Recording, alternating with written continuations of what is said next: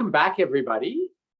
And thank you to those that have already progressed their research assignments and those who have reached out and got a little bit of direction. For those that haven't quite got to that on their to-do list, encourage you to jump onto it. As I say, don't spend excessive amounts of time on that. Just grab some information, pop together in a nice little form, and then submit it.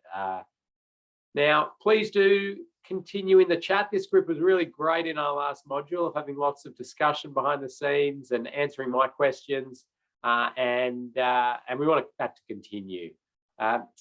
So, remember at the end of last session, I sort of quickly went through this last example of an intersection where they were doing just some improvements, some formalization of the intersection, some sealing of the unsealed road, yet it led to unfortunately some trauma to the community.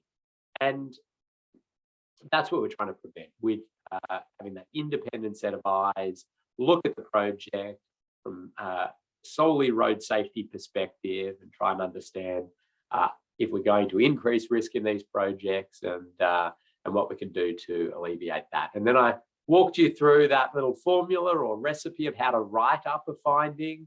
So make sure you go back to that when you get into the exercises of actually writing up findings, and we'll continue ticking on, I think.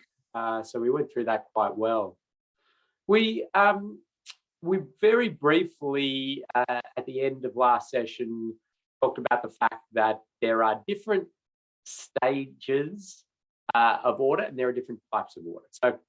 So these are the different types of audits that you might be asked to undertake. So you could be asked to undertake a feasibility design audit, or a preliminary design audit, or a detailed design audit, or a construction audit, or sometimes called traffic management audit, pre-opening audit, a post-opening audit, immediate post-opening audit, or maybe an audit of the existing road or road-related area, or potentially one of those thematic audits, being a pedestrian audit where you'd walk the route. I mean, most of these you'd probably walk the route anyway, but thematic audit, so walking, cycling, motorcycling, theoretically it could be e-scootering or wheelchairing or whatever it is in whatever that theme is.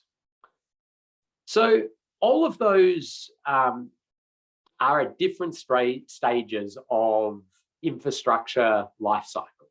So we're talking from conceiving an idea of an upgrade to the road network, and it could be an upgrade to improve capacity. It could be an upgrade to add public transport facilities. It could be an upgrade to improve road safety, whatever it is.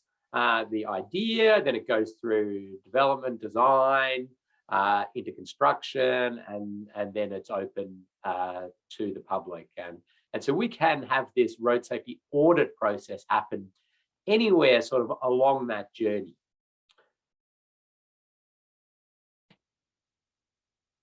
But every one of those has these steps that we undertake.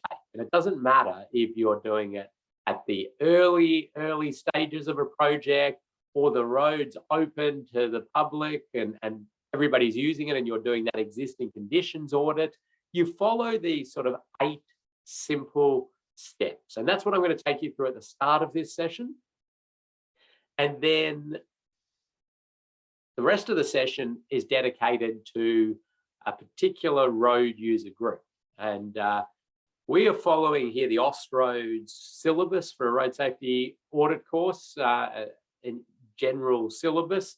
And part of the requirements there are that we tick off each of the road users and just give some insights into what their safety needs are, common issues for that road user group. So when you get out there and you're doing road safety audits, you're thinking about all of the road users and their different needs. So we'll start off with one of those at the end of this session or later in this session. But let's start with those 8 steps. I say 8, and the 2022 version of the guide up to 10. So I apologize for saying 8. I'm still a year and a bit back. The 10 steps, the 2 extra steps are kind of, I felt quite obvious, but anyway, that's all right. We'll take you through the official 10 steps. And then we'll point you at where you can get further information. But as I said, road safety audit is a fairly straightforward process in terms of these 10 steps, or the original 8 steps and 10 steps now. It does take time though. Audits certainly do take time to get through those steps, and they really do add value to the project. I showed you the benefit cost ratios we kind of can expect, and some examples of where it's adding value. But we really want to see it as an integral part of the design process. And I'm talking about the design process, as I mentioned earlier, not just for road safety projects. In fact, it's almost more important for non-road safety projects. So these, congestion easing projects, public transport projects, or the like, where the safety aspect is, people always want to build safe things, but maybe they haven't had the specialist safety eyes on that project in its development. There's a directional sign. I'll give a prize out. Emma, I'm going to give out lots of prizes this session. Prize out if somebody can tell me something that looks a bit odd about that sign, something that's probably not quite correct. First one to put that in the chat can have a prize. I think I'll come back to that actually. Let's go through this process, these 10 steps in the 2022 guide, and then I'll come back and Emma, you keep a note of who's answering that question about that little sign. Absolutely.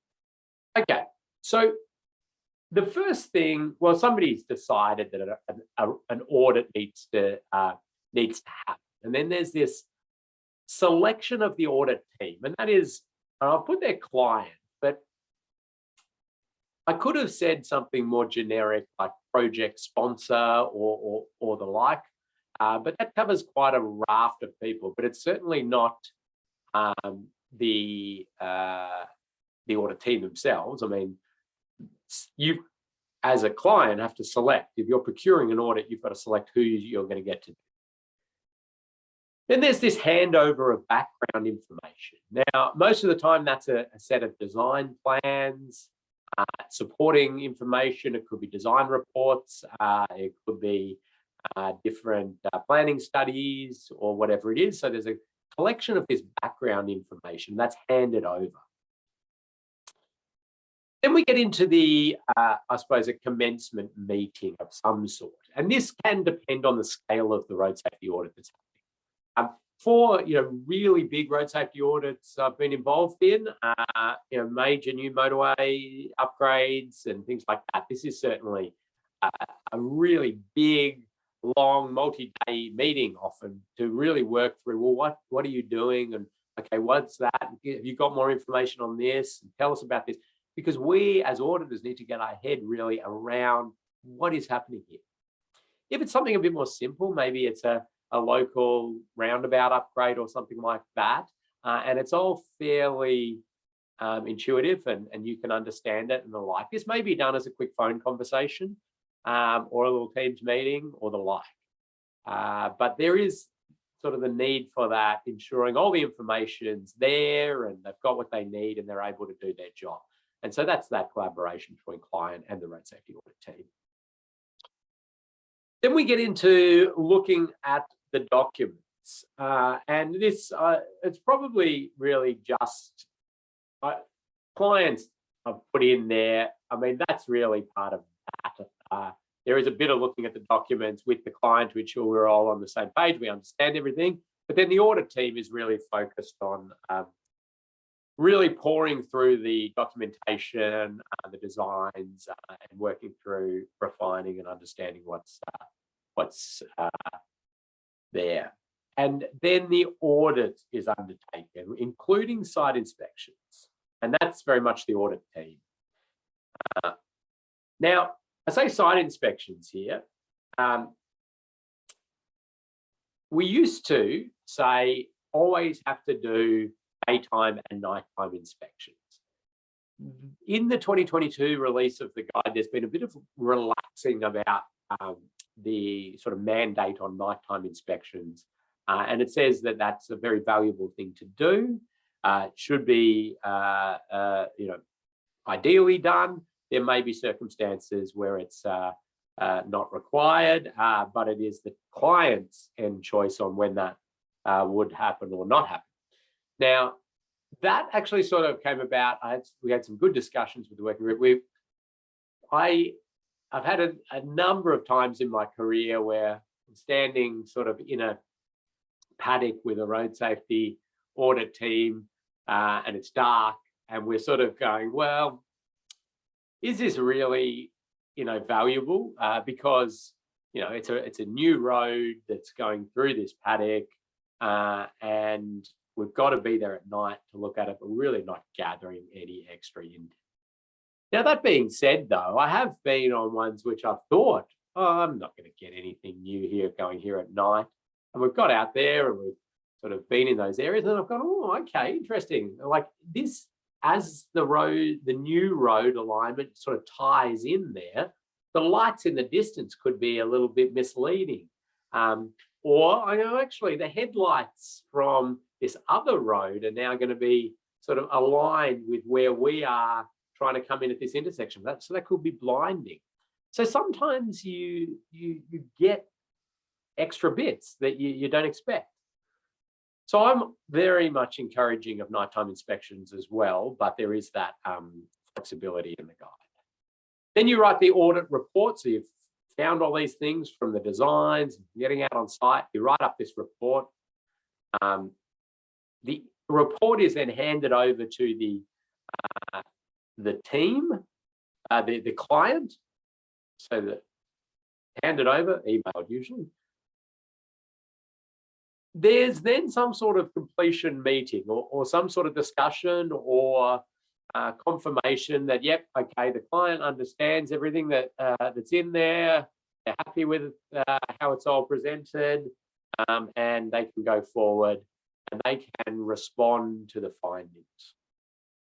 Now, those are not necessarily handed back to the audit team, those responses. The auditors are not like a regulatory power or anything like that. They simply provide this report for advice, and it's over to the client to do what they want with this report.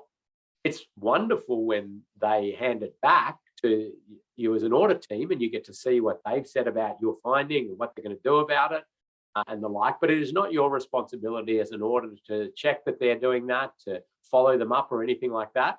Once you hand it over to them, your job's done. And it's up to them to do that and implement changes. So they're the 10 steps there and under the new guide. Emma, do you have a question?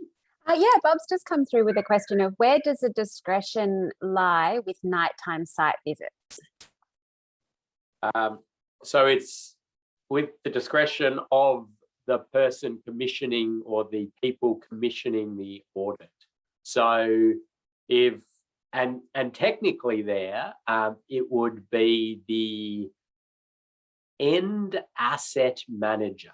Okay, so it used to be very clean cut, clear and obvious when it was just there's a road authority and then there's non-road authority, like as in people doing designs and things like that. But now that we've got all these extra tentacles, like we've got major road projects, and what are they? And they're not the end asset manager. They're simply building stuff and then handing it back. And so is it their choice or is it the is it the end asset owner's choice? And then we've got developers and developer funded works, and then we've got private road operators. So things get quite complicated. But if you think about it like this, the authority that is going to end up managing that road. Now, I don't say owning that road because roads are owned by the community, but some people would say, who's going to end up owning the road, owning the asset? They are the ones that should be deciding when audits happen, and daytime, nighttime, any other requirements they're going to put into that. So most of the time we're talking then about a local government or the Regional Roads Victoria or the Department of Transport are going to be making these calls. They may do that in a blanket way in terms of saying for all projects over X amount of dollars, total estimated cost, road safety audits must be done at all stages and day and night. No ifs, buts, or exceptions. And it's the same in other jurisdictions, you know. Transport for New South Wales might say the same or the like. But it's really that end asset manager is the decision maker. Okay, let me jump through a few of these. So the selection of the audit team is the client's responsibility, and they appoint that team. So usually the client will sort of just generally appoint a consultancy or a person or a group and say, can you undertake a road safety audit? And that group will pull the team together of appropriately qualified auditors. Technically, the client could ask for specific auditors if they wanted. That's their, they can do that. But what we want to see is an audit team, and somebody has to be appointed as the leader of that audit, the team. In most jurisdictions, we talk about a senior road safety auditor, and I'm going to talk to you about these qualifications and grades of auditors shortly. But New South Wales uses a level 1, 2, 3 system. Everybody else uses the idea of senior auditors and road safety auditors. There's work happening at Austroads trying to harmonise all of that, but yeah, that'll come in the future at some point. Then you can have road safety auditors, and that's what you will enter in as a road safety auditor under the current systems. You will successfully complete this course, and we will give you the tick off and say, yep, they've met a basic level of understanding of road safety audit process. They've got a few ideas. They've got a lot of continued learning to do, and they will get that through being part of audit teams as a road safety auditor under the guidance of a senior auditor, and yeah, they're the road safety auditors. Then there's these others, and you can bring other people into the audit team. And this is where we talk about advantages of doing things like getting maybe a specialist involved. Maybe they are a road safety barrier specialist that you want involved in that. They're not a road safety auditor, but they just know everything about barriers. And you, as a road safety auditor, an audit team, say, well, we'd like their opinion on some bits and pieces, so let's get them in as an observer or the like. Or maybe you get the principal of the local high school to come in and have a chat and, you know, have a think about things with you. Or you maybe got somebody who hasn't yet done the road safety audit course, and they haven't sort of met that competency benchmark to be a road safety auditor, and we sort of might term them a trainee. This is all subject to change in the next few years, but for now, in most jurisdictions, this is how we think about it. Okay, a few little tips here. It's a team. We love auditing in teams. Now, this is good for a number of reasons. You get multiple sets of eyes on the design. You get different perspectives on things, and that's great. There is a bit of sort of scaling of this, and yeah, as I mentioned, certainly big motorway jobs, big major new interchanges, and these sort of things. You know, you've got a team together. It might be 2 or 3 people, and they'll all be doing all the aspects of the audit out there on site together and everything like For smaller jobs, it might be the idea that, one person, if this is a small job, one person's out there on site and does a lot of that site work, and the other person has a bit of a chat, reviews designs, have a bit of a chat about, and I'm talking though for smaller jobs, that kind of stuff. Most we like to see the teamwork on these. Now, ideally here, we would have this broad mix of, road safety expertise and experience, a mixture of professions, different ages, like empathy with all road users, males, females, others. We'd have this rich tapestry of people involved in this team. In reality, it's very hard sometimes practically to do that. Okay, and so we kind of cobble together what we can get. Most audit teams are just who is there that meets the requirements, and off we go. But I like to pop down the idea. And I do have an example here of one where we were undertaking an audit, and I'd pulled together an audit team, myself and these two who had, about the same age as me, worked in state government for many years with me, engineers. And I kind of said, we're all going to look at this exactly the same, aren't we? I mean, yeah, okay, we might give slightly different perspectives on it, but that's who we are and how we've been brought up. And let's get somebody else very different involved. And so I asked Wendy to come along and be involved. And Wendy is a little bit older than us, a female, a scooter rider, and really provided that completely different lens on the road upgrades that were happening, which was interesting, and gave us something to sort of think about. So if you can do that sort of stuff, great. But obviously, we're being practical with what's possible. I'm happy to field any questions on that as we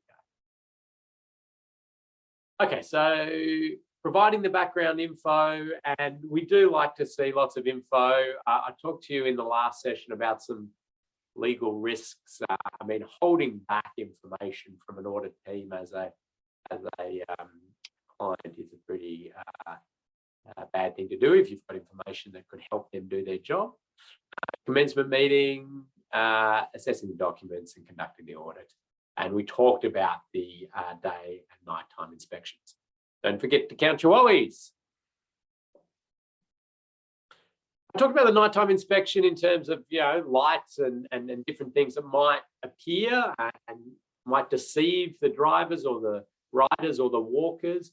You also might see things in the existing road environment. Here's an old photo of one there. You can see the directional sign to North Croydon there nicely.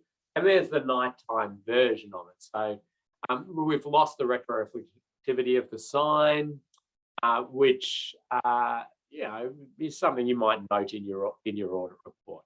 But there's lots of other things you might pick up at night. There might be completely different land use at night. There could be nightclubs that appear that you go, oh, I thought that was just a warehouse. It's a massive nightclub, and we've got different pedestrians who are partying and maybe not completely with it, wandering this road environment. And do we need to start to think about catering for that? So different things you can pick up.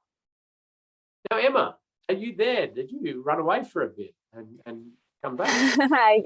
Not for fun. Zoom booted me out. And what's actually happened as a result, Ken, is that I've lost all my chat history. So there was some answers there. So if you wouldn't mind just going back. I will go back. And I apologize. will find. I'm not sure what happened with my internet. So Jamie said the roundabout doesn't connect. Yes. Tim said no road names. Michael said the brake is on the wrong side. And Sean said drive on the right. Broken loop on the roundabout sign. And I'm going to give that, well, Michael is correct, but I'll give it to Sean and Michael there. They can both have prizes. So the first thing is do roundabout signs in Australia have that little break? Now, some of you are saying, well, who's put the break in there?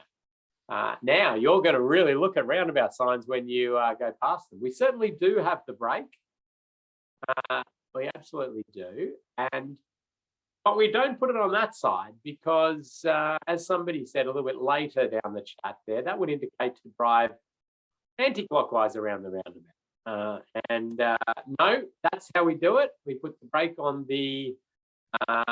that side always, and it is a very subtle clue to anybody approaching that roundabout to drive clockwise around that roundabout. Now, does that matter? Like, okay, now, are we just being pedantic here? And maybe we are. Like, for me, I look at that and I go, okay, this sign is obviously out there on the road network, and how many people have crashed because they've come up to this and they've thought to go around the wrong way? Well, probably none in its whole time out there. How would I look at this as a road safety auditor? Well, I'd certainly, if it was on the design or it's there, I'd point it out, if, assuming you noticed it. And then how would I risk rate this? And this is the reason I've popped this example in. Well, first of all, it's a bit of fun to know these random little bits of information. But second of all, like, how do you risk rate this as a road safety auditor? And I would risk rate this fairly low. Now, luckily enough, this is sort of easy fix stuff and it'll get fixed, right? But where, I suppose, on the road environment, would this mistake or this issue be a little bit higher risk? Where would you rank the risk a little bit higher? Pop that into the chat. Let's see if anybody's got any ideas. Oh, Luke's got in there on near an airport. We've got high speed roads, so high volume roads. So these are all risk factors. So those are really good risk factors as well. I was going to talk a little bit about that airport idea. I think the other ones are interesting. So this one, this is the first roundabout you hit out of the car rental at Hobart International Airport. And now, again, if I was auditing this, it'd still be a relatively low risk, but I've bumped it up a bit from some of the other ones, just because everybody approaching this has come straight from the airport and straight from the hire car place. And, they may be from a country where they drive on the right. They may be from a country where they don't have really roundabouts. So take our US tourists. Now we're starting to get into a scenario where they go, what is this thing? Oh, okay. Oh, this is one of these roundabouts. Okay. And then, now again, lowish risk, but I think it's the point I'm trying to make is that you need to contextualize your risk to the road users. I talked about intoxicated, potentially people coming out of nightclubs and pubs and all. Well, you're going to up your risk rating for pedestrians there, aren't you? Internationals, you're going to think about that. So contextualize your risk rating and your finding of issues. That one fixed, by the way, because I used it when I ran the audit course in Hobart a few years back. And then and it's a 2-day course when you do it in person.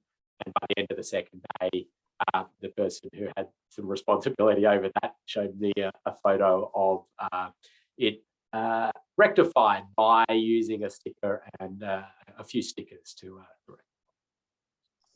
good fun. Any questions there coming in? Yeah. Yep, we've got one here. Beside the risk of misusing the roundabout, how do you rate the risk of cognitive load from confusing signs? Yeah,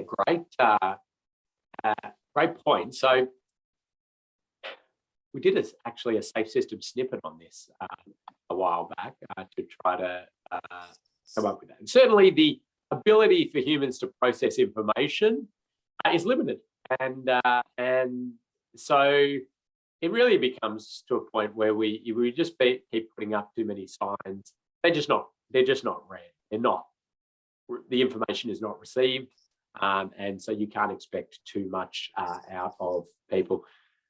When does it become a sort of distraction and a danger rather than just not providing the warning you want? Well, that's a danger in its own right. I don't have specifics on that. Certainly, there's lots of good signage documentation about how many words you can feasibly put on a sign, and that'll be in all of your jurisdictional guidance on sign face design. And this is probably, this one in screen's probably a bit over the top, but yeah. So it's a good point. Yeah, and then sorry. Yeah. Oh, that's just another question. Yeah, I jumped the gun though. Sorry. Should the sign be in blue as it's more an informational sign? No, it's a directional sign. Okay. So good though that people know that there are the different colours of signs do different things. So blue are services, and yes, okay, there is a service station on this one, which is a little bit weird, and you might use actually a little blue square in that for those one. Actually, those ones. Oh god! Actually, as I read it, I go, okay, this person may be onto something. Give them a prize. Okay. For actually reading what this says. Usually, we just use it for nice directional stuff like that. Warning signs provide actually this really interesting. No, I'm going off on a slight tangent. Okay, that's a proper directional sign. Look, it's going to places, not services, as that other person said, which you would use blue. These directional signs actually play this wonderful road safety role. Again, it's so subconscious, but that sign not only tells people where to go, it tells people there's a roundabout coming up. And that's pretty good, isn't it? I mean, a good directional sign, even for a crossroad, can play a wonderful role in assisting in highlighting that there's an intersection coming up. It can give people great lane discipline on motorways and the like. So if you've got your directional signs nicely done early on, you can get people in good positions nice and early. So I mean, the humble directional sign is a pretty powerful sign when used correctly, and there's a lot to it. But yeah, well done to whoever did this, made that one. Let's keep moving on. Oh, okay. There's just a couple of comments of it's scary that this would happen in Australia, that we would have the misuse of the roundabout break. There's also another question, Ken, around road safety audit teams that you mentioned before. Is it common for multiple consultancies to create a team, or is it usually within the one company? I work for a small company and no one else has RSA experience. How do I get the experience? Great question. And we do I do try to cover a little bit of this later on, but very briefly, it can be a challenge for often state government, local government, and small consultancies or one-person operations to gain that experience to elevate up to that senior auditor status. Now, I've got little tricks and tips for that. So the first thing I'd say is find yourself some road safety auditors that are senior auditors, and ask them to be part of the team. Now, you, like, as a local government, you might be able to say, well, I've got a few road safety auditors who are willing to have me as part of the audit team. And you go over to your design group or your major projects group or whatever and say, when you get to the point of needing road safety audits, can you let me know, and then I'll be part of it. That's assuming that you are not part of the design team or project manager. You're independent from it. And that's a nice, legitimate way to do it if you're part of a local government or a state government, and you can be linked up then with the audit team and you can get your experience that way. If you're a single sort of person operator or a small company, it's worth finding those senior auditors, and there's lots of lists out there of them, and you'll probably know some, or you'll be able to find some, or I can introduce you to some, or you can talk to me. And if you're available to be part of audit teams, most people are willing to have extras come along and be part of the team and contribute. Also works even better if you find the audits that need to be done, and then you pull in that senior auditor and be part of the team. So there are options and abilities to get that to happen, but it does take a bit of proactivity and a bit of dedication from yourself to get that to happen. Right. Okay. So the audit report. Now, I don't need to spend a heap of time on this because we're going to just give you our road safety audit template. And we're going to say to you, you are welcome to copy it, to take all of the branding off it and put your own branding off it, because we've really worked hard to ensure that it meets all of the requirements of the 2022 Austroads version. Now, this would be good for Victoria, Queensland, Tassie, South Australia, New Zealand. No, don't use it in New Zealand. They've got their own state-issued template, or sorry, nationally issued template. And New South Wales is just a little bit different all round. And I mean, generally our report's good, except you'd have to wipe out the columns on recommendations and the sections on recommendations, because they don't want recommendations, as I think I briefly mentioned, which may change, but just on that, I mean, New South Wales sort of goes, well, auditors are responsible to find issues and then hand those over. And we don't want any potential legal issues if the auditor has recommended something and we don't do it, or we do something else. We want the freedom to be able to decide what we do. Okay, that was a sort of decision made a long time ago in New South Wales. I think the road safety auditors provide wonderful value in injecting ideas, and most all other jurisdictions take that approach. But for now, New South Wales doesn't do that. In practice, when you audit in New South Wales, you're often writing a separate memo on recommendations anyway. But that's another here nor there. Okay, so you're putting the stage. Description of the audit, the project, the stage of audit, list of information provided. I'm going to stress this one. Not just, okay, well, I got the designs and I got a design. No, I got the design and the design number was this and the version was this, and it was designed by this person and it was dated this date. Now, why is that? Because in the design and the development of road infrastructure, there are many, many updates and versions and changes along the journey, aren't there?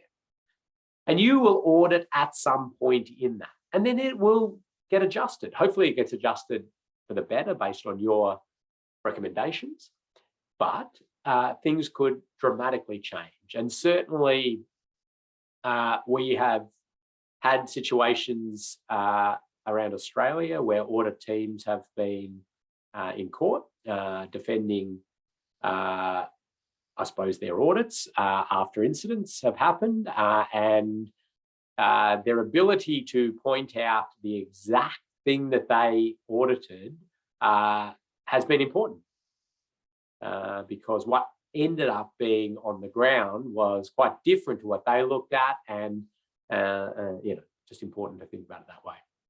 You list the team, the dates things were carried out, and then you list all your different issues. Here's a sort of table of contents. As I said, you've got that. You're going to get a template of it, so just follow the headings and fill out your own information within that, and you tick it all the boxes. The audit report's handed over, some sort of completion meeting. The responses are written by the receiver of that audit report, and things are implemented. So this handover happens. I'd like to remind everybody to keep their file copies because we don't know what they might need. You might need to dig that out in the future and talk about something.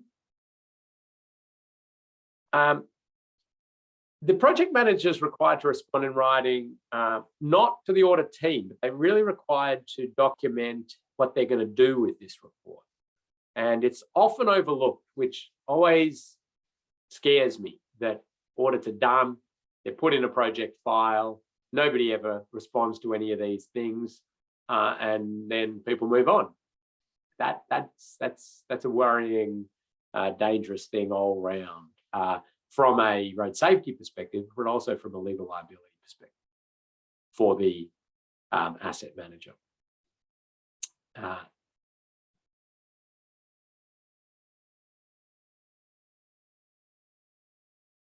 Couple of little tips again. Your response may become public, and they certainly have become public. So we've seen the audits come out and the responses by the road authority have come out. And it's good practice to respond to that audit team if you can. But the thing is, you are the project manager. If you've commissioned that audit and that's your project, the audit's been done to help reduce risk, but you decide what will and won't happen. So you are absolutely within your right as the person who's received an audit report to say, I disagree with this finding. Okay, absolutely fine. But you need to document why you disagree with it. You could say, I agree with the fact that that's an issue. I do not agree with the way that they have recommended that we address that issue. And I don't agree with it because I don't know, we can't afford it. It's going to cause other safety issues, or, you know, it goes against our environmental cultural heritage requirements or the like. And instead, we're going to do this, for example. Now that they are absolutely legitimate. It's the audit is an advice piece, right? It does not mandate anything. Hope that makes sense. Questions on that? And I'm going to jump into another presentation while we do that. Emma, anything popped in there? Not at this stage, Ken. Okay. Well, that was good discussion. I spoke too soon. Okay. Oh, just someone said, even if it's a major risk. Oh, a few questions are coming in. Yep, so we have one, even if it's a major risk? That you could disagree with it. Yeah, absolutely you can. I would, I have been involved in a number of different legal cases and coroner cases associated with road safety auditing, both from a state government representative perspective and from consultant perspective in different ways. And I'll tell you though that the prosecuting people are pretty good at if a project manager disagrees with a road safety auditor's findings, they really grill that project manager as to what is your road safety qualifications? What is your experience in road safety?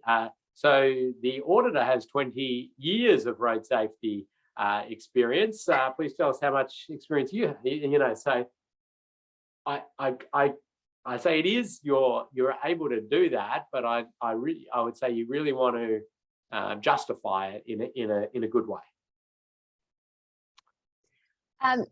Yeah, a couple of questions have come in the meantime. So the project manager works for the client, right? Oh, yeah. So sorry, I should have, I sort of use terms interchangeably a bit there, don't I? Which may have confused a few people. Yeah, so what I'm saying is that the client or the end asset manager sort of has a project manager for this, road upgrade, and then that project manager's got designers and others. So yeah, they work for the client or the road authority or the end asset manager. Yes. Perfect. And a comment's just come in from Jamie. As an example, I'm currently working on an appeal where the conditions of approval outline that the applicant is to carry out actions as outlined within the road safety audit report. Yeah, that's an interesting one. I'm going to not in this module talk about developer funded works and those planning permit requirements and those sort of things, because I won't have enough time to talk about pedestrians because I have lots to say on that. I will hold those over to our final module where we sort of talk about practical policy around road safety auditing, different implementation, legal liability issues, what you can be thinking about developer funded works and those sort of things. So, but yeah, that's definitely a good comment in there. Okay. So I mentioned we're going to talk about different road users and pedestrians. I want to talk about pedestrians first up front. Well, we've been talking sort of about car crashes throughout the first module, sprinkled in there, but I want to talk about pedestrians. Let's jump into pedestrians and having a think about those. So we're going to have a chat about what are the requirements of pedestrians for safe travel, some technical information available, common road safety audit issues to get you a few on the board in your thinking there, and some basic pedestrian treatments and terminology, although we even snuck into our terminology already, which was fun. I did enjoy that. So let's keep going. Okay, some prizes. Let's give our prizes. There are 4 groups of pedestrians, categories of pedestrians, you might call that, at the greatest risk. What are those? Type a few in. Let's see what we come up with. Oh, good answers coming in already.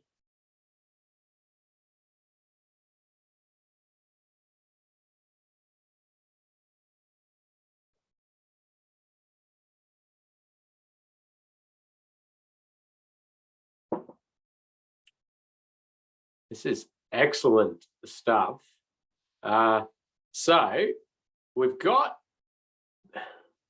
yes, we've got them all now, all the ones that I put down, but I did see some pretty cool sort of clarifications around it, subgroups and the like. Emma, you're going to have quite the task of deciphering who were the first on each of these, but I'll leave you to do that. I did see another interesting one, which I don't have particular research on this one to add it in, distracted pedestrians, but I had there is good sort of research around greater risk, and it can be collective risk or individual risk, but I won't get into that.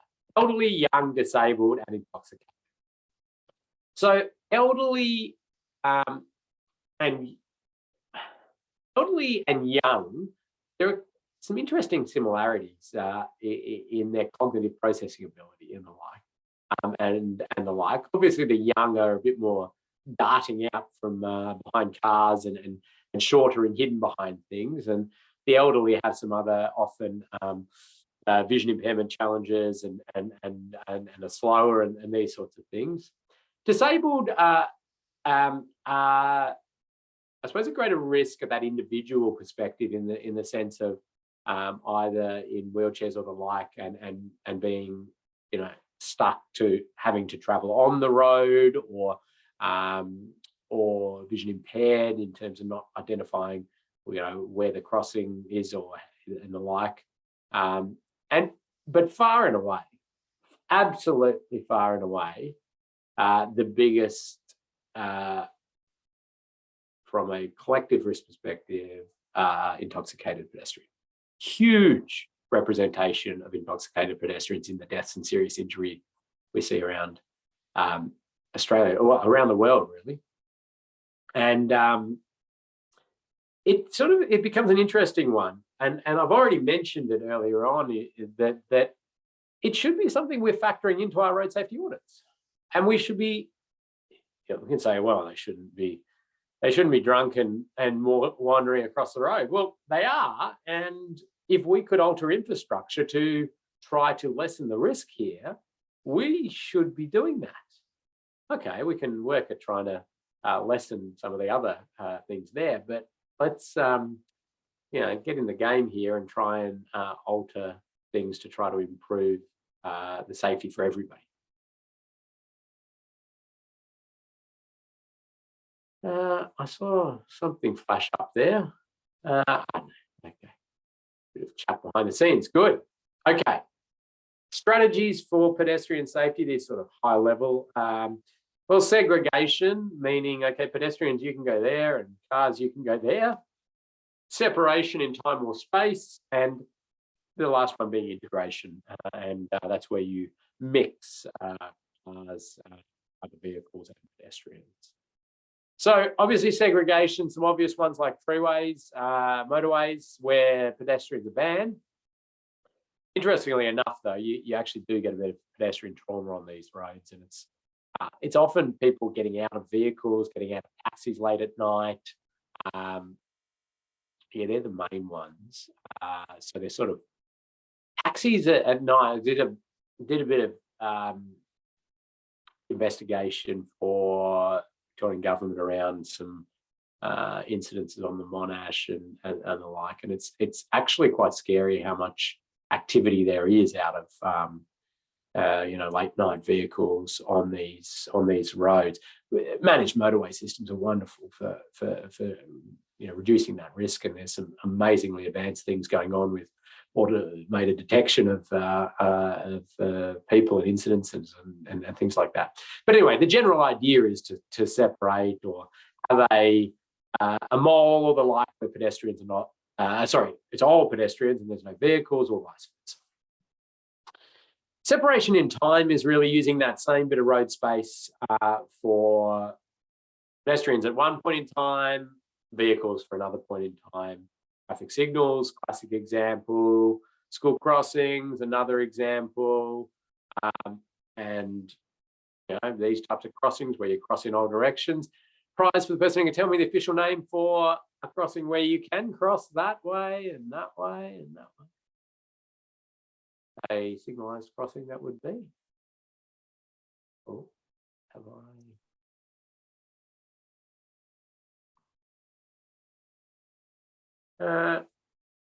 Tim's gone with scramble, and that's the common term used for it. It's not the official name for it. Well, maybe. I mean, maybe it's become the official name for it. It's a bit of it's a good traffic engineering trivia night question, this one. So, no, nobody else wants to dive in on that. It's called a Barnes dance. Barnes dance. But give Tim a prize for the first one into scramble, because that's seems to be what most people call them these days. We've got a safe system snippet. So if you get the PDFs, you can click on that, where we talk about the safety benefit of that type of crossing under some different scenarios and different impacts on pedestrian wait time, vehicle wait time, and the like as well. Separation in space, we've got obviously footpaths and the like, but then you've got your refuge islands, your areas for pedestrians to break up their crossing journey, and they can be very successful. As a road safety auditor, always interested in the amount of space we're giving pedestrians to prop and pause in the middle of the road. Obviously, also interested on the sides of the road, like if we, don't give them enough space and there's going to be a few of them and they mill out onto the road. I mean, that's going to be a safety issue. But yeah, the different jurisdictions have different sort of things on this. But the little trick from a common sense perspective I like here is, if you're going to provide these refuge islands and you're auditing and you look at it, yeah, okay, you can use the design codes.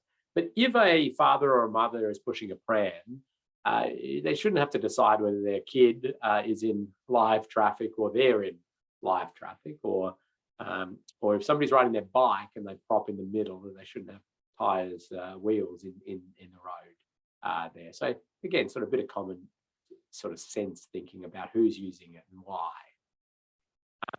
Thinking also about mobility scooters, different road users and the like. I think I'm being asked to spell Barnes, B-A-R-N-S. It's a well, Emma can probably tell you the background of Mr. Barnes from the USA, and the first Barnes dance in Wellington, New Zealand, I think.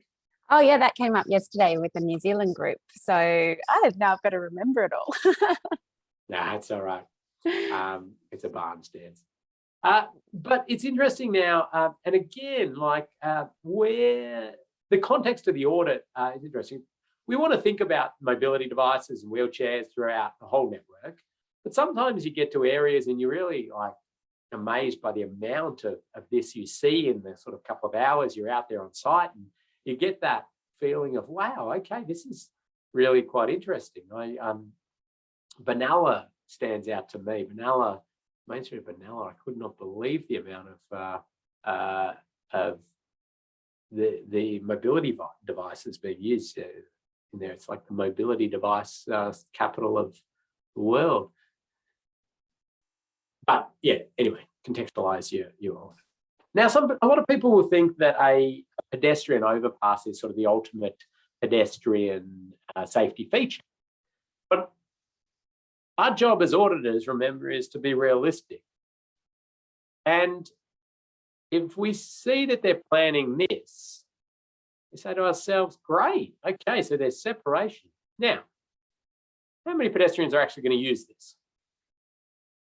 If I'm here and I want to go to BP and get like a frozen Coke or something, well, this looks like a pretty good way to go to me, because I don't want to have to go up there and over here and down here and all the way back around here and then down there. That's just too much effort. And that's a little window into pedestrian desire. And that's a term we use a fair bit. I've got a couple of slides later on, desire line. But we know pedestrian overpasses can be helpful for some road users, certainly. We know that we still see some pedestrian trauma, especially in these sort of circumstances. If designed well and really on that desire line and quite efficient, they can be wonderful. But don't be fooled into thinking that that's solved pedestrian risk. And you, as a road safety auditor, can be that common sense person to go, you know what? I don't think many people are going to use this.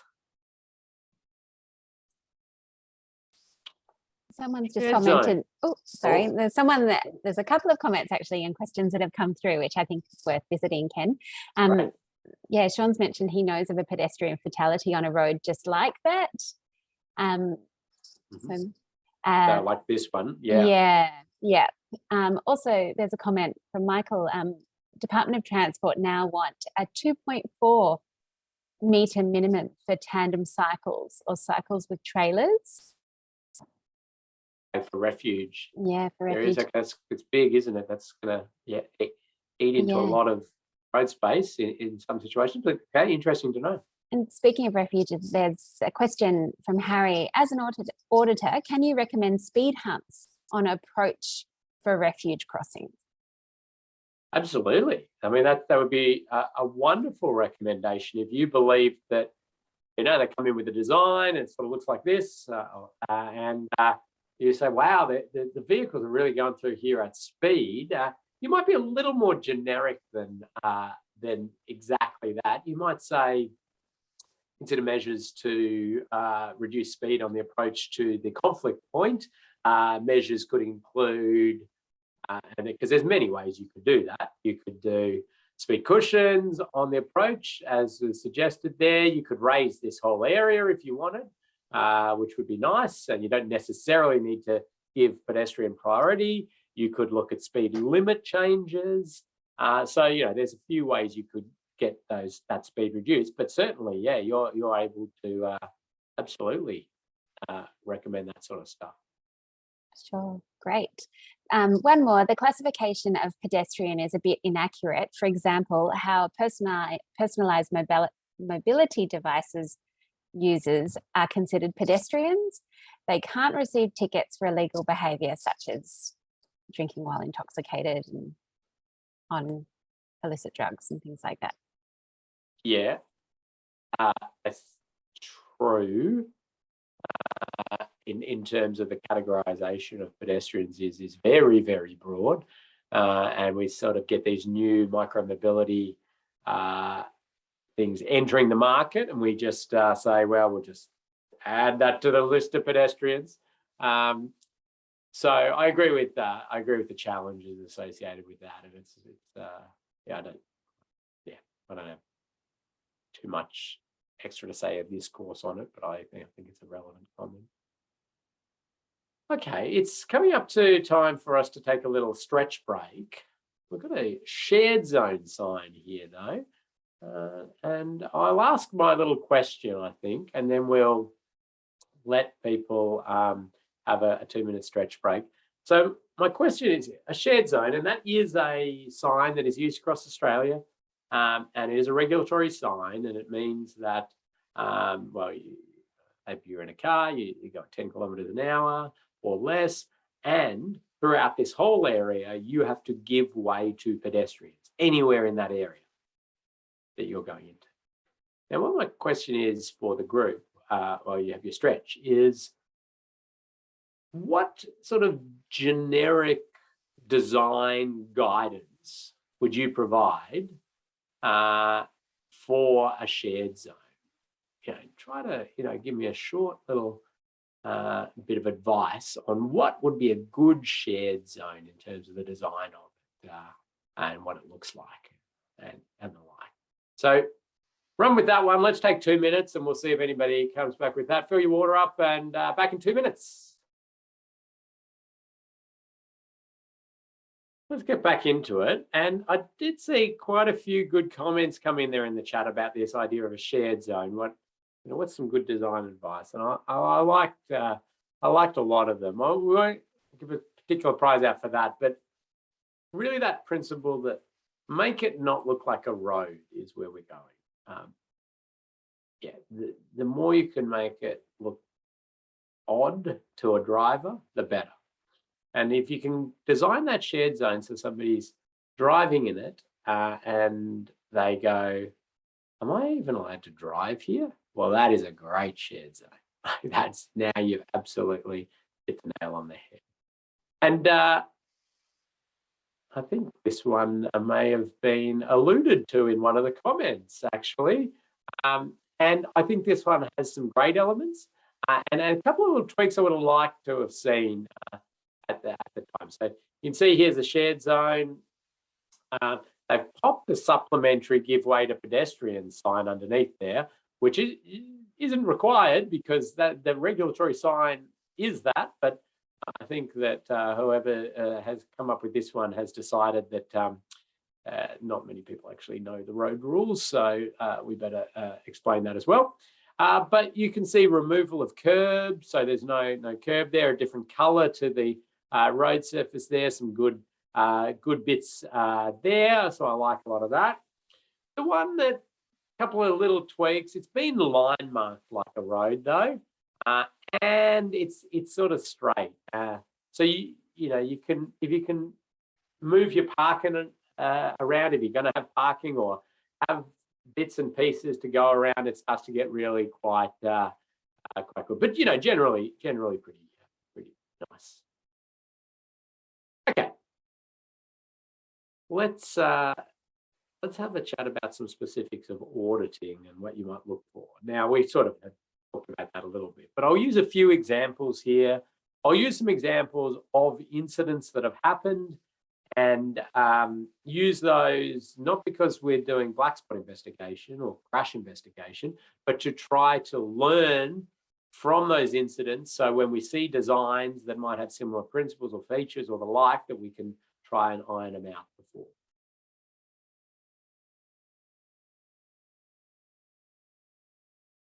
Okay, so sight lines to pedestrian crossing points. And there's some, great different documents around to help you through that, and talking about how you do your site triangles and the like. And I won't get into the details of that. Happy to answer questions on that if anybody does have specific questions. But the idea of sightline impediments, this is an interesting photo because landscaping, we also do want to think about, okay, they're planting stuff there, might be fine when it first opens, but as that grows, are we going to block off sight lines? So you might even in your audit be looking at landscaping plans and considering that sort of stuff. But slip lanes become this really interesting point, and I've put a snippet there because there's so much industry discussion around pedestrian safety on slip lanes, and people are getting really riled up about other people's research on the topic, and it's we could do a reality TV show on it, all the drama and excitement. The reason it's of particular interest is because if you're in a vehicle and you're coming up here, where are you looking? Well, you're looking out this way, aren't you? Because you want to see if you can put the foot down and go. Okay, so when we've got pedestrian coming in here, and we've got, in this case, a pedestrian crossing. So the pedestrian has priority. And so we've got vehicle looking the wrong way, and we've got pedestrian sort of confidently walking across because they have priority. And this is not a great situation. And then, you've got different options of how you might, put your pedestrian facilities in a slip lane. So it could be that you don't have any pedestrian crossing. So the pedestrian, trying to convince the pedestrian when they walk up to be very careful and look. You might signalize the whole thing. And so it's part of the signalized crossing.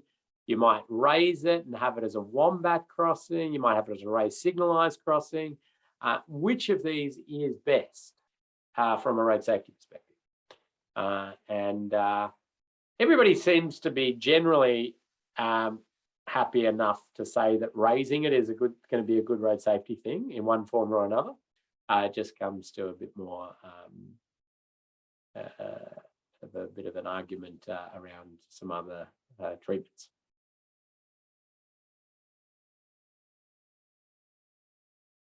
Another one to think about is the swept path of larger vehicles. And many of you are very aware of swept paths and doing swept path analysis, but essentially, for those not really aware, we talk about this term swept path, which is when a large vehicle turns, its back end sort of sweeps around as well.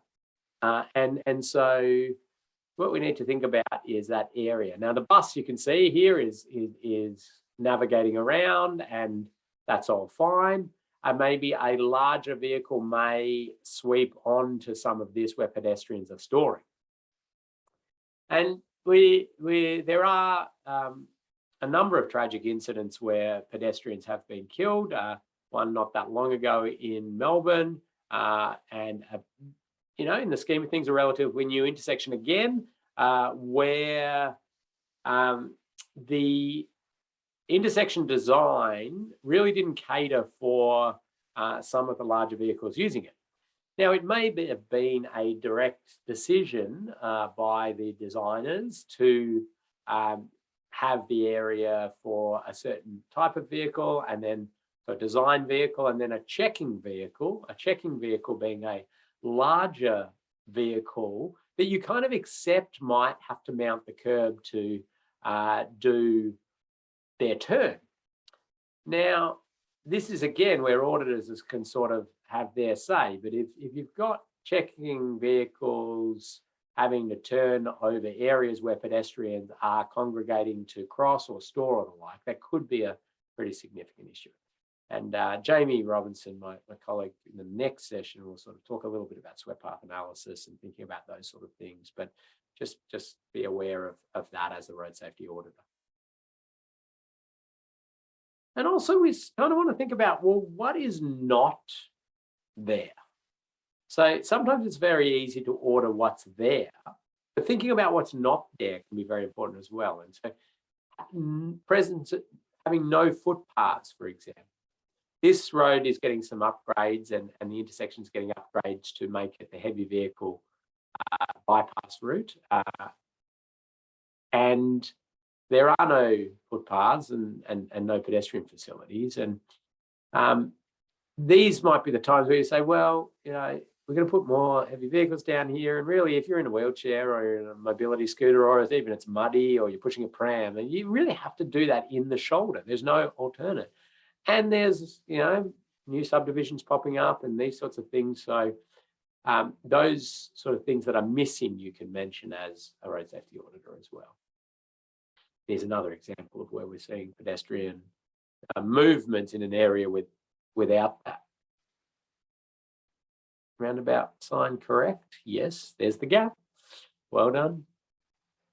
You won't be able to drive past a roundabout sign from now the rest of your life without checking where the gap is and if there's got a gap.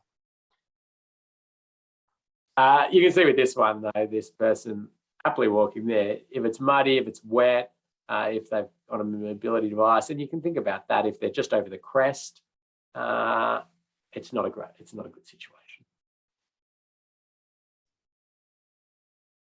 Pedestrian. Oh, sorry, Emma. Did you? There's just a comment around heavy vehicles. So an interesting twist on South Bank intersection. Certain heavy vehicles have to go this way as they are banned from the Domain Tunnel due to crash risks. So that's here in Melbourne.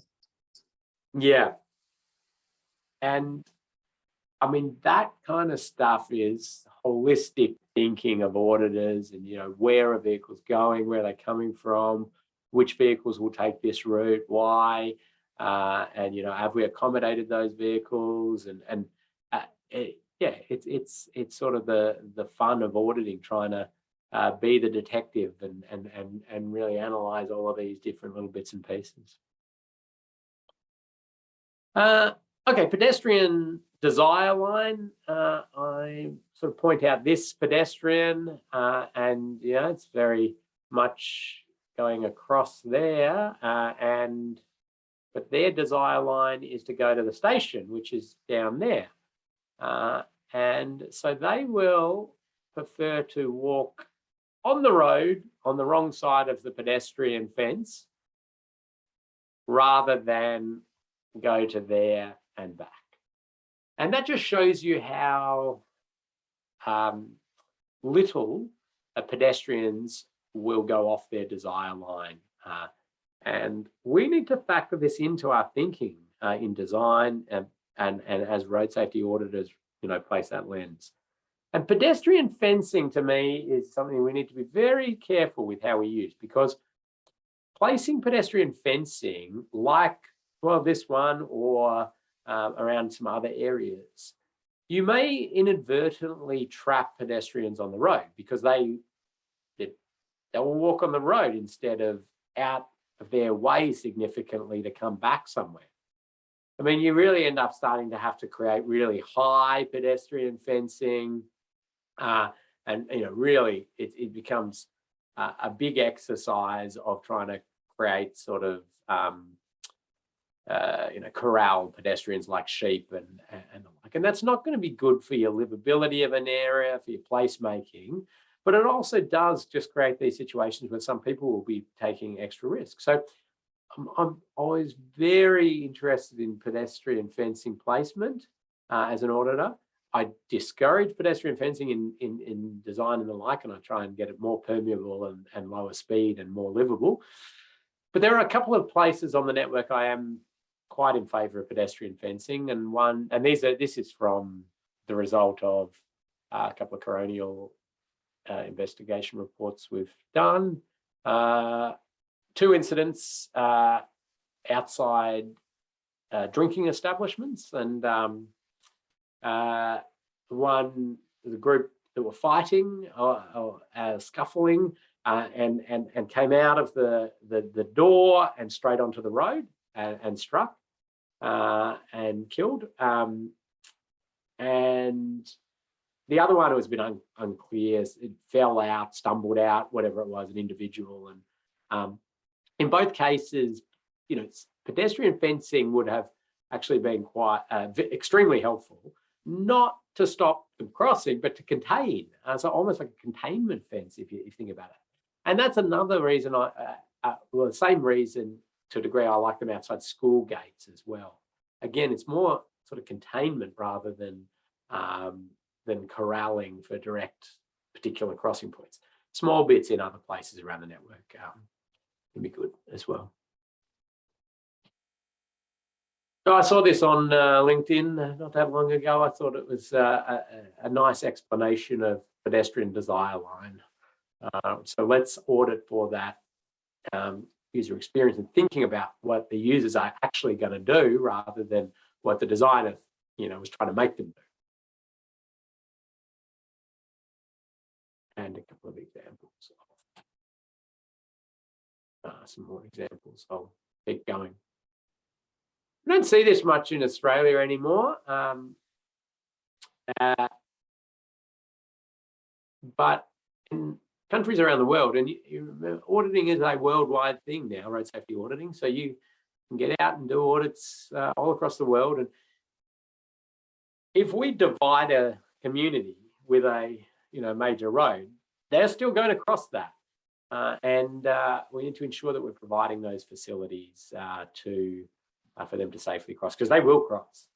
Yeah, there's a photo from an international source. Okay, this this is the side of an incident, and just having a look at it, and I think there's a few learnings for us as auditors out of this. So this is what the car driver sees. The next photo is taken from just behind this hazard board here, and the incident occurred just here. And so let's have a look at that photo. So that's what the pedestrians see. Now, who has priority? Who has priority? Well, the answer is the car. The car has priority, but the pedestrians, and when you stand there, it sort of kind of gives a little bit of an impression of priority. And we didn't have to stand there long before seeing some pedestrians just wander across, and the car gave way, and thought, oh, that's good, but this is a bit unclear. Now we might, as sort of road professionals, say, oh well, it doesn't have the line marking and it doesn't have the sign, so it's obvious that it's not pedestrian priority. But you've got to put yourself in the shoes of the general punter, and are they going to know that? Could they be confused? And so what we want to see is that really clear priority. We see different tricks being done to try to sort of confuse us, what they call courtesy crossings. I'm not a fan of this. I am a fan of just clear priority. Now, here's another one which I think is quite interesting. I love a good threshold treatment, we call it, entry, slowing people on entry to these areas, and you can do wonderful stuff. I think this one's a little bit confusing potentially for people as to, it gives a little bit of an impression, doesn't it? It's pedestrian priority through there. Again, us as people who work in this field say, oh no, it's not. But the piano key markings there, you kind of go, I could see how somebody could get a little bit confused.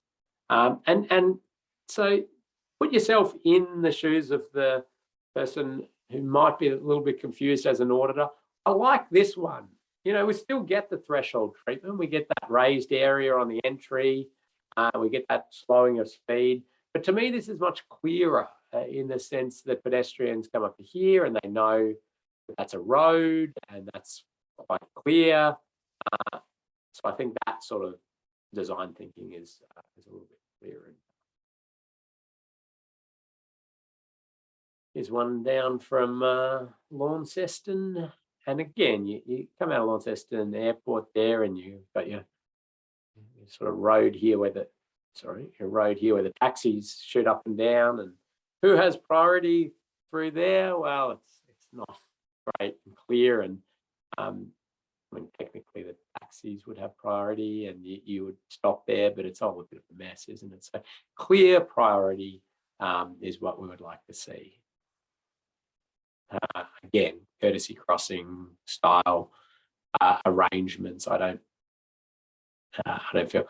So let's just mark them properly, and pedestrian crossing signs, white stripes on the ground. Here's one that didn't quite get that. So we've got the good pedestrian crossing sign, but when we didn't get the line marking in there. We want the line marking as well.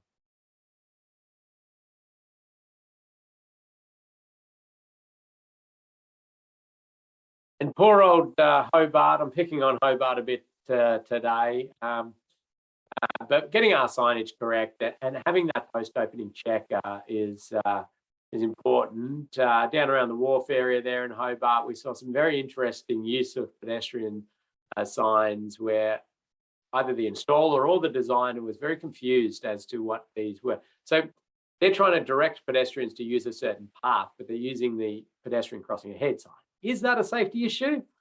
Probably not. I don't like it. It grates me a lot, but as an audit, as a road safety auditor, I'd probably just, note that. I don't think I would quite be able to give that a risk rating because it's really not going to cause death and serious injury in the future. It's just, I don't like it. So I'll just make it to note or something like that, which you can do. You don't need to have all your issues as risk rated. You can just say, by the way, that's wrong. And this is wrong, and that's wrong, and this should be fixed. But I can't. But they're not going to cause death or serious injury. They're just not right. But saying just around the corner from this one, I think this one would make my risk rating where I'm going to say installer. I'm going to give whoever designed it benefit of the doubt. The installer thought that the pedestrian crossing signs were to tell the pedestrians where to cross, not to be pointed at the traffic, which I certainly give a risk rating. Would it be a high risk rating? It's a low speed environment, low volume, so it's probably not going to get super high risk, but it shows you that things that you expect would never happen, they do happen, and so we need to have those post-opening audits and have those checks. It's just a question around that, Ken. If the signs were swapped to the other side, would it mean that pedestrians to use the sidewalk instead of the road?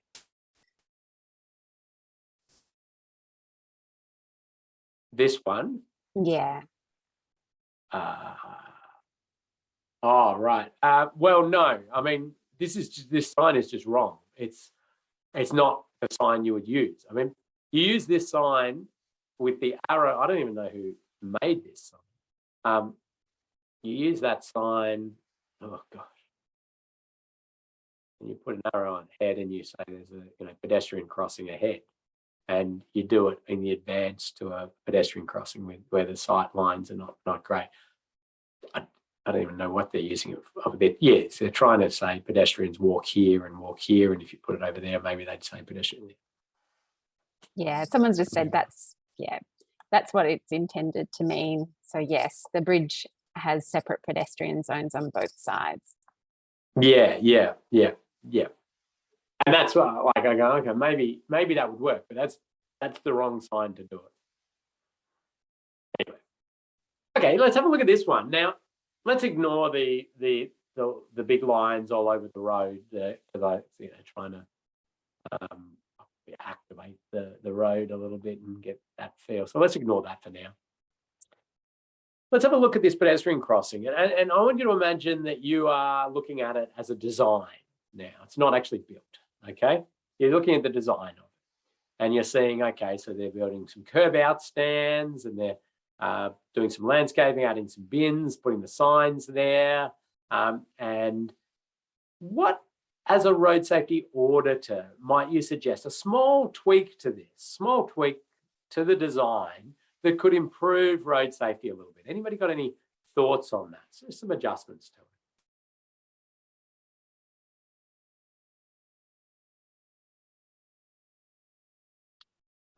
Okay.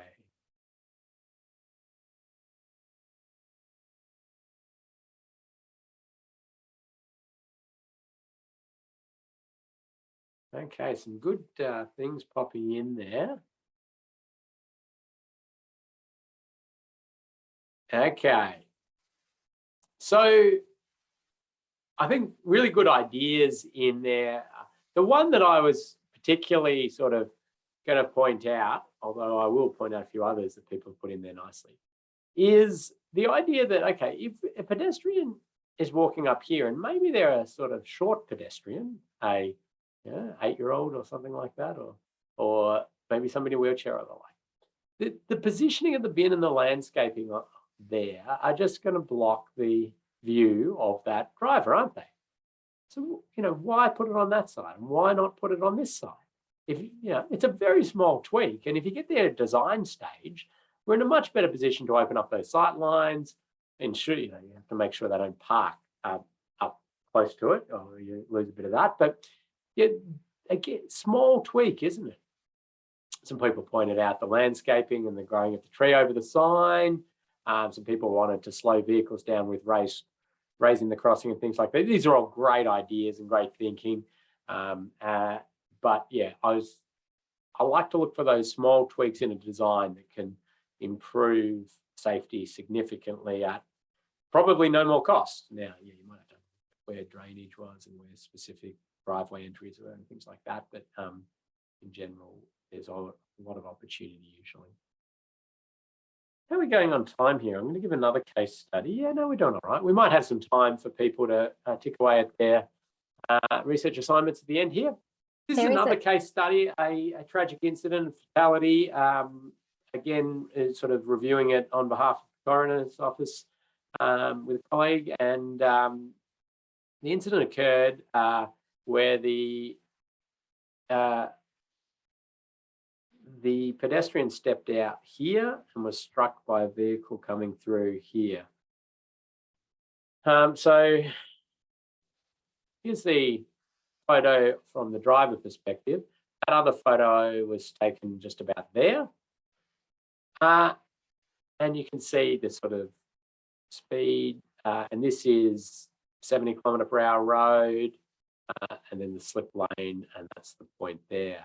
So interestingly, as you look at it, and when you're there, and it's much clearer when you're on site. And again, you can't audit from photos and street view and things. You've got to see it, you've got to hear it, you've got to feel it. It's so dynamic.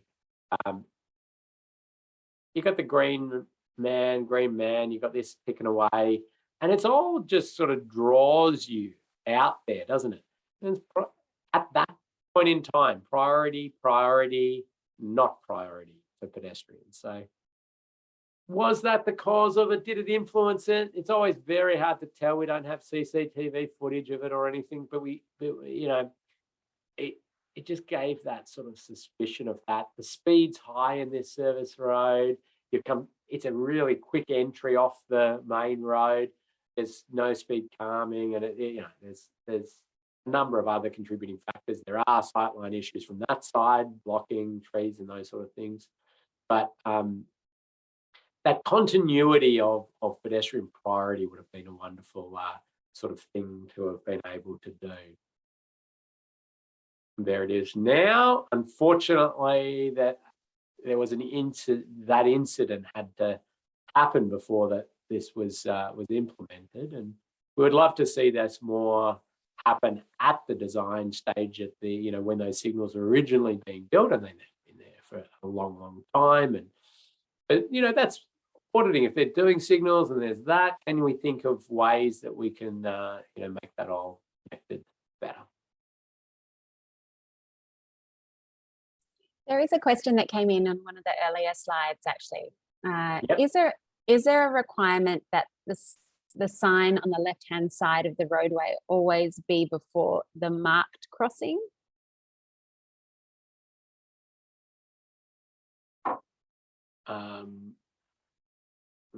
Going back to see. Yeah, that one. Oh, on the right-hand side, be before the marked crossing.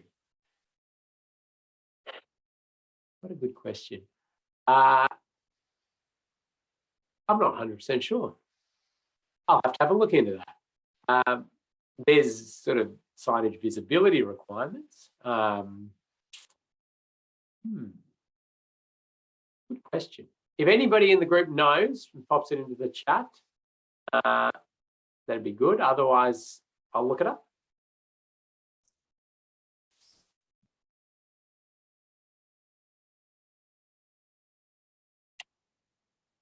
Okay. A common misunderstanding around road safety auditing is whether or not it covers a DDA audit as well. Now, a DDA audit, a Disability Discrimination Act audit, is a process where you look at compliance with the Disability Discrimination Act and associated codes. So can that bit of road be used by everybody, or can that, it's bigger than just roads, buildings, any public facilities, does it have the right width so wheelchairs can get through there, the handrails the right height, has it got braille on the buttons, all of this stuff, are the tactile ground surface indicators correct, and the like. Now, that is not part of a road safety audit, okay? And what I stress to you is, if you get out there and you're doing them, ensure that your client doesn't think that's what you're doing. Now, do you as a road safety auditor point out these things if you identify them? So, oh, the TGSIs, the tactile ground surface indicators, are pointing, in the wrong direction, or they don't contrast with the color of the pavement, or these things. It's up to you whether you report that or not. Well, if you can link it to something you believe will cause death and serious injury within the audit report, you're welcome to do that.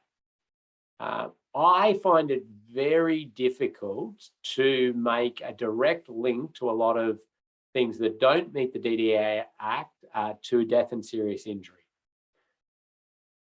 It does not mean they're not important, but so what I would often do is just, again, to note, or a few notes, by the way, this, but to have 30 or 40 findings in my audit associated with these sort of things, I think is a very,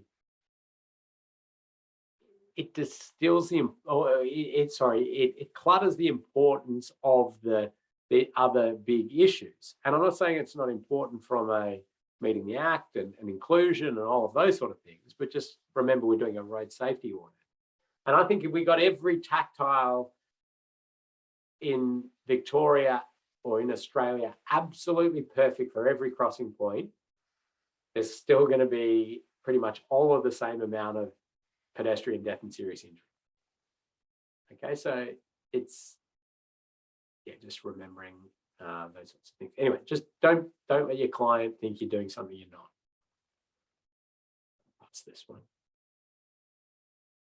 I wanted to get to this little example because I think this one's another good one, and it gives you an opportunity to do some thinking like a road safety auditor. Okay, so we've got an intersection here, and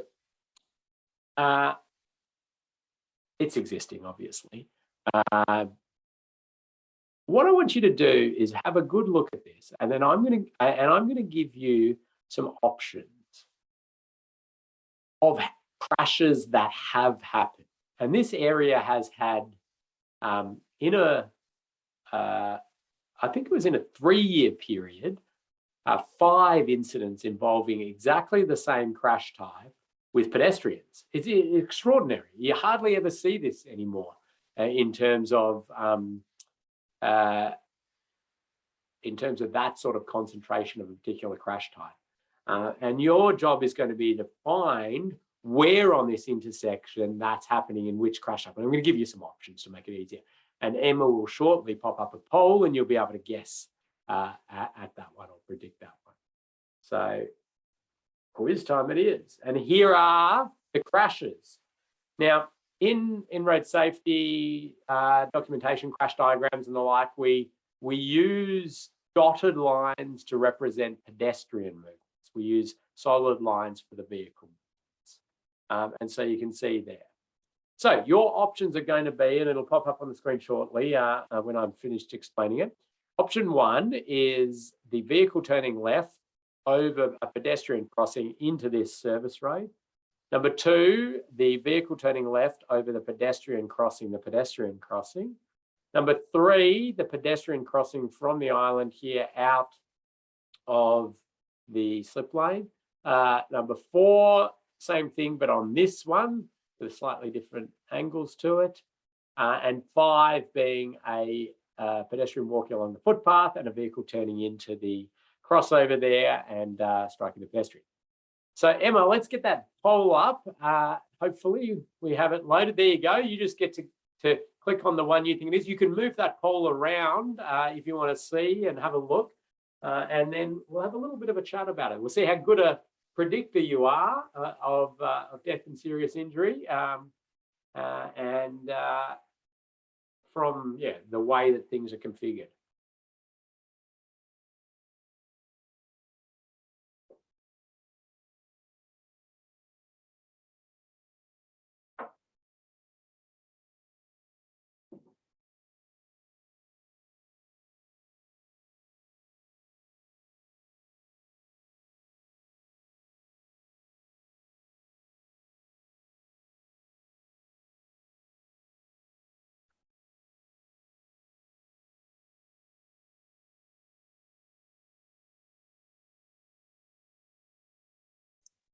I've just had a question about the poll. You can actually move the poll around yourself. So yeah, you should just be able to move it out of the way. Yeah. Oh, can you move the numbers though? Maybe that's what the question is. Your numbers in red, Ken. Oh, can I move the numbers? No. Sorry, I cannot do that. What are we? Not sure what I'd be covering up.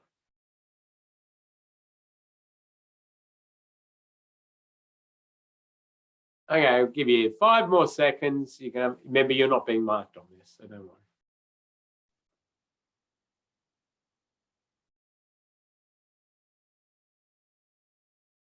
5, 4, 3, 2, 1, and okay, let's end that poll.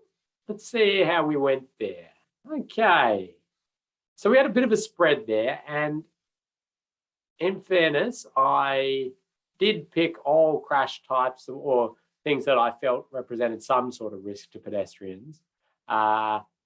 Let's stop that and get rid of that poll so we can all look at it. But 7 of you were on the money with number 2. So as I say, don't get too concerned if you picked another one because all of those were selected for one reason or another. But this is particularly risky, this one. And why is it so prevalent that the crashes are happening there? Well, the reason is, as we talked a little bit about, the slip lane there and a vehicle looking out this way.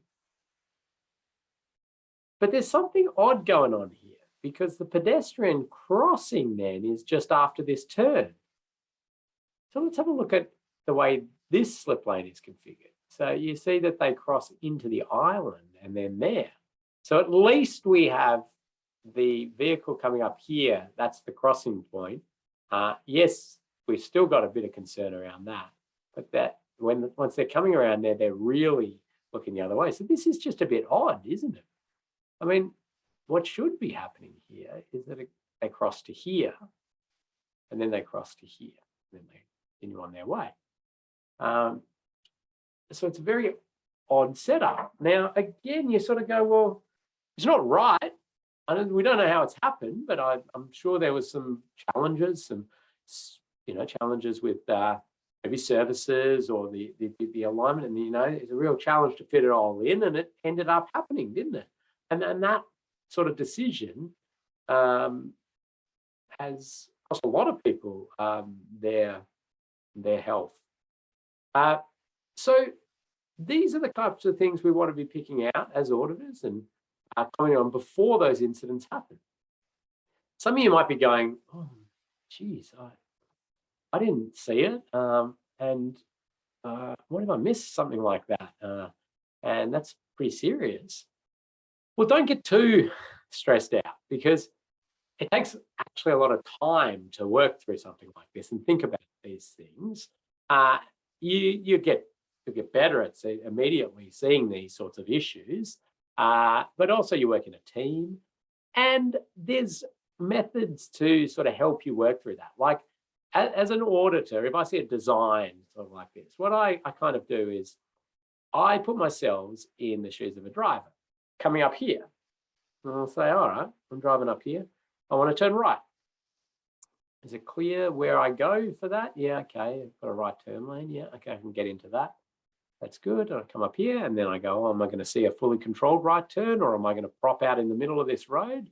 Okay, I'm there. And then am I able to see oncoming vehicles? Is that one going to block my sight lines to a vehicle coming through? And, and then I turn, okay. And then I go back to here and I go, right. Now I want to go straight.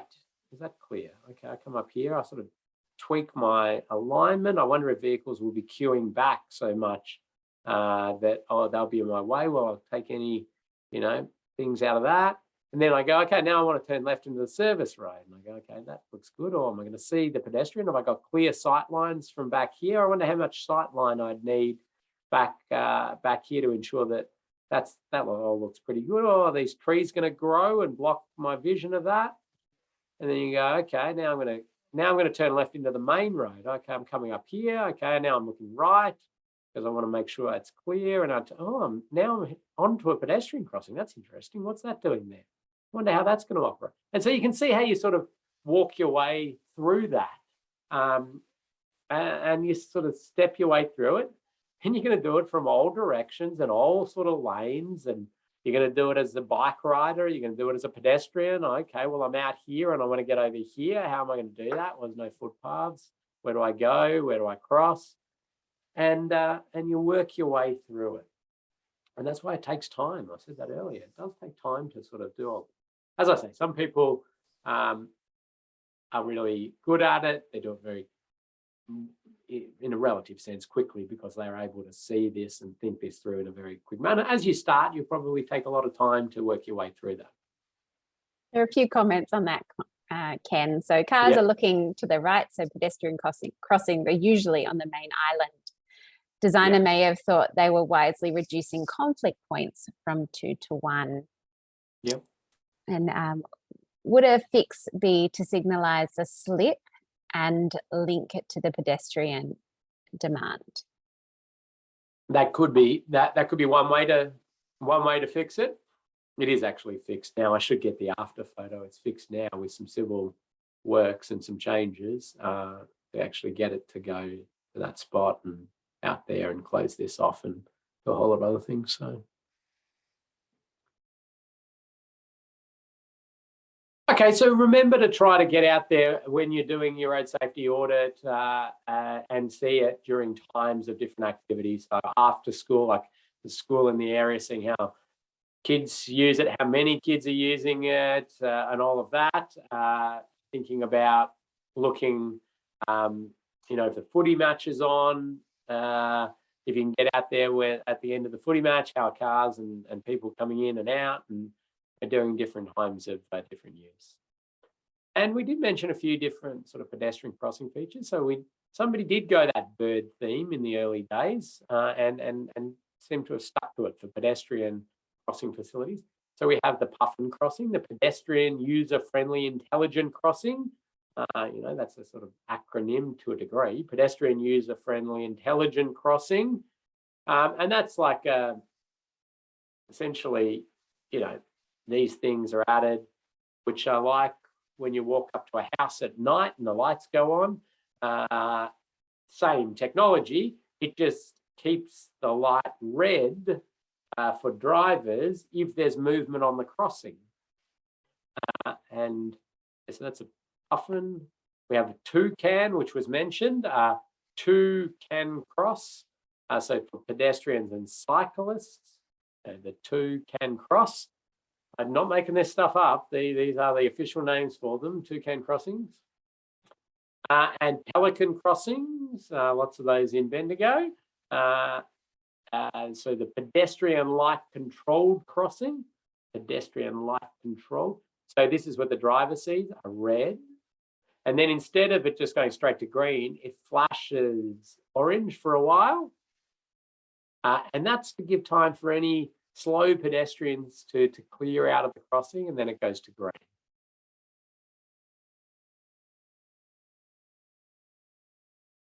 This made like, you know, top 10 world's most ridiculous signs or something.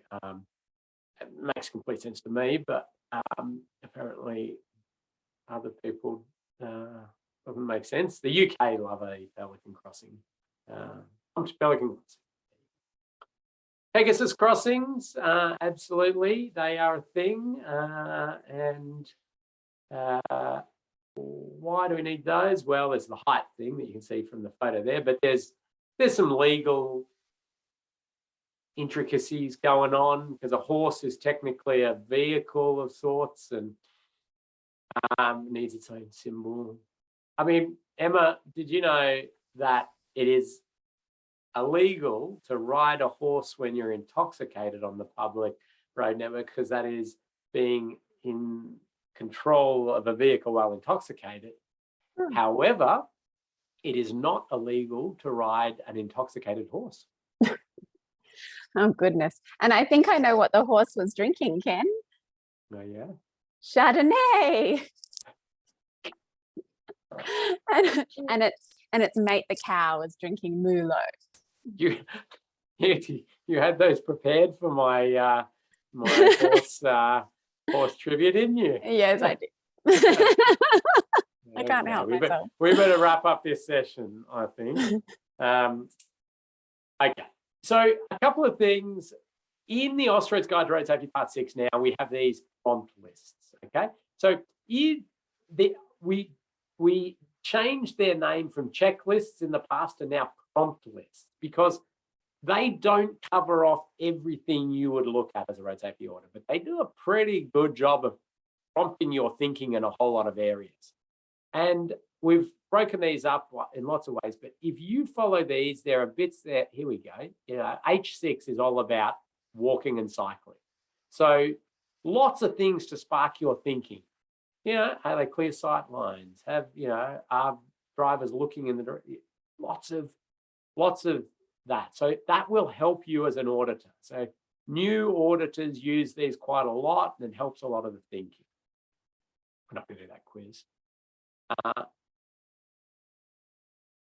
Okay.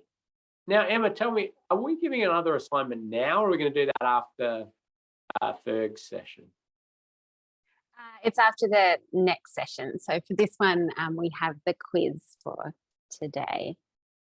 Okay. So we'll give people a little bit of time back to jump onto the quiz, finish that off, do a little bit more on your research assignment if you want, but I will take any questions.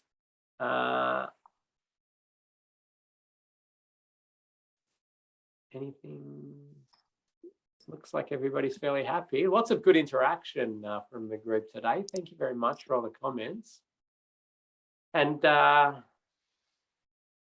think we're good. Yeah, so there is I deserve a prize for the bad jokes. Maybe I can have a glass of Chardonnay. Yeah, so don't forget to complete your quiz for this. Yeah, and if you need this any help with your research assignment, shout out. We can point you at some different documents as you need. Otherwise, we look forward to catching you at the next session. When is that? Next week. Next Tuesday is our next session. Good. Yeah, with Jamie. Yeah. With Jamie, yeah. Yeah, and we'll give you your little assignment after that. Yep, perfect. Bye. Thanks, everyone. See you. There is a question about the date the quizzes are due. Well, obviously it's helpful to do them straight away so you can remember the content. But really the quizzes as long as you complete them by the completion of the course and when the final date, which is the week after. But ideally, get in there as quickly as you can. Yeah. You got to complete at some point to get your certificate. Yeah. So, yeah. That's right. Bye. Bye.